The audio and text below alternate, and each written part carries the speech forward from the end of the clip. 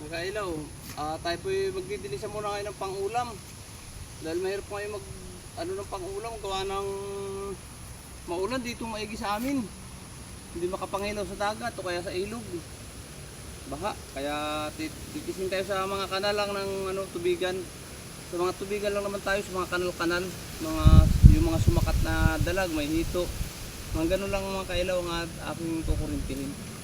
Hindi naman tayo sa malaking ilog, yung mga sakat lang sa mga sapa. Sa mga kanal-kanal ng pailog ng tubigan. Sana panoorin ninyo ang aking panguryente para makita ninyo kung ano mahuhuli.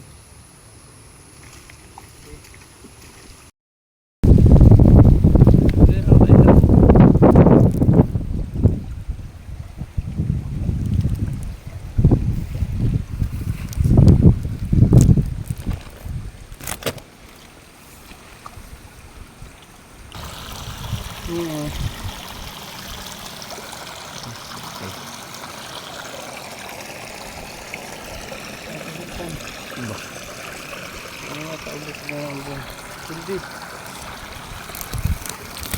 Yung kanina sa ito malaki. Nangigit na nagbalik tayo rin. Nawala pa.